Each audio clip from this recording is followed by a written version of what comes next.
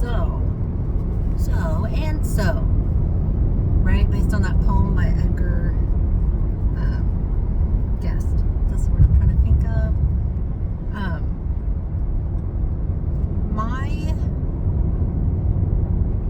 My experience in the world has been a bit different. So, I grew up thinking and feeling mostly like I was a white kid. I look very white. I have pale skin. It didn't really occur to me that I would ever be descended from any kind of genocide. Like, we had pictures of ancestors, like my mom's grandparents who were from Germany, who fled like that area, like around the time that like the Nazi regime started taking over. But like none of the really awful stuff was ever talked about until we were in school and we like had to learn about stuff and how to do reports and stuff. And I'm driving on my way to work this morning. I have the hands-free thing, which is why I'm looking away from the camera, because I'm trying to be safe. My focus is on the road, not on the camera.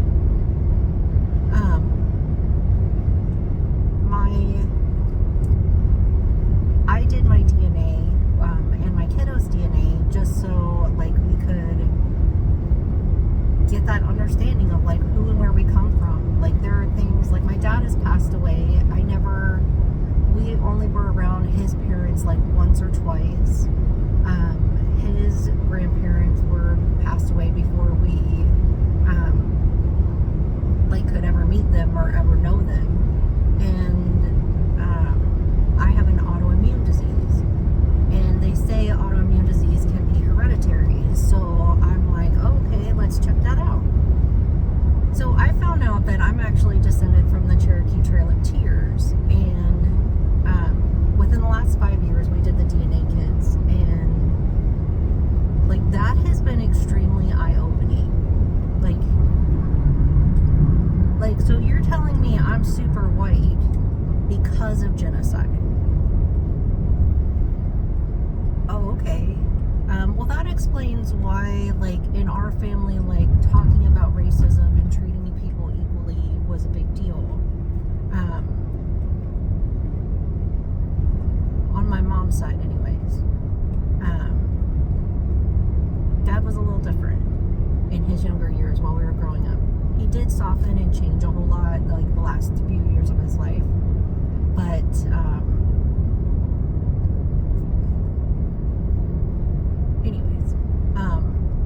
I started reading a book called It Didn't Start With You, because it's all about how, like, the disease processes that you have, or, like, the psychosomatic, or,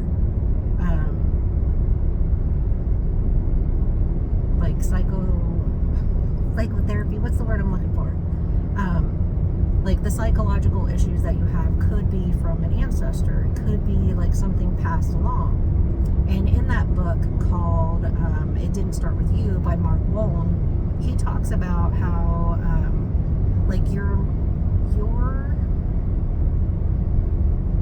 cells for your embryo were created by your grandma's body inside your mom, who just incubated you. Like, your actual foundation cells came from your grandma's body. So the traumatic events that were happening to her when she grew your mom is going to have an impact on how your cells developed and grew. And it's like, okay, that's pretty interesting. So then that would be the case for her. So her cells, the things that happened to her grandma at the time that her mom grew her, would have an impact on her body and how her cells are put together. So having a genocide of your, like, 4 to 5 generations back is going to have an impact on your DNA and how your cells are formed. And then there's this medical research that says that your autoimmune diseases are often a result of some traumatic event. Like, something happened, it altered your DNA. The this traumatic event altered your DNA. It changed how your cells grew and formed. And then you have this traumatic event in your own life, and it like expresses that trauma in your genes and in your DNA. And it's all science, and it's fascinating stuff. And so they're saying that, like, especially for thyroid disease, that it could be from genocide. It could be from extreme oppression of the throat, of your own voice. So your immune system kicked in and started, like, attacking your thyroid and attacking your own voice. I don't know if that's true. I'm just saying that's something that the medical research is showing. There's a couple medical research journals on it, and I have posted them before.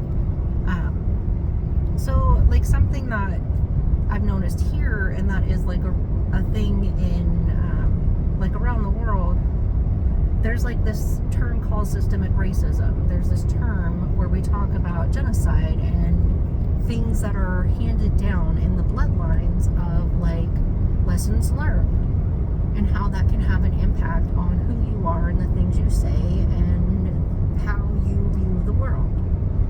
And there are some people out there who say that reverse racism isn't a thing. There are some people out there who say that white people are the root of all evil. And I'm not saying that horrific things have not been done by Europeans coming into the country, but like, I'm actually super white because of genocide. Like, I'm sorry, but like, I didn't do that. I'm the product of the same horrific shit. And I know that it didn't happen in this lifetime. And I understand that, like, that's extremely different than living it and experiencing it yourself. But like, I have to take a medication every single day. And the thyroid disease that I have, like, your thyroid regulates your heartbeat. So if I don't take my medication, it can kill me. And that's all from something that, like, medical research is saying that I didn't do. This is stuff that happened to my ancestors, and I have to take a medication every day, and you're telling me that I'm racist because the color of my skin appears to be very white. And I don't care for that. Like, I mean, I've done another class on like generational trauma, maternal wellness, and Dr. Maddox talks about her experience growing up on a slave-owning plantation. Like, it wasn't, at the time that she grew up on it, it wasn't a slave-owning, right? They were freed, but that's her interpretation of how white people treat people of darker complexion. So that flavored her view of the world, and reverse racism is a thing according to her. Okay. But like, there are things that, like, I took a class on systemic racism, and in the class, like, they're talking about things, and they're telling people, the speakers are like Jewish, Black, Hispanic, Native, and they're talking about how, you know, you don't get a voice, you're white, you don't get to say anything about systemic racism or your experience with racism. You are not allowed to talk in this class. To a point that, like, when we came back from the breakout groups and we came back into the bigger class, and you're looking at like the video of like all the people in the class, and you can see their faces, all the white people are crying. And it's like, if it's really racism, and racism is about hating somebody because of the color of their skin, then it doesn't matter what color their skin is. And I do understand what their intention was, is that the majority of the time throughout history, and even in today's reality, people of lighter complexion are not the ones who are hated and treated poorly because of the color of their skin. Historically, that's just a fact.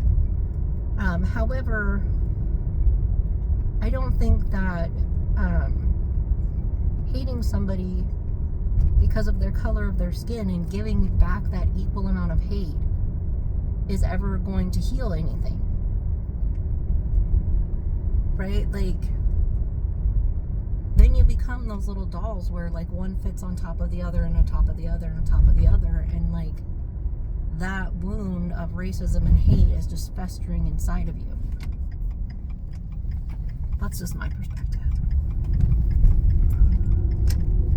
But I don't think treating somebody like that and saying things like, you don't get a voice because you're white.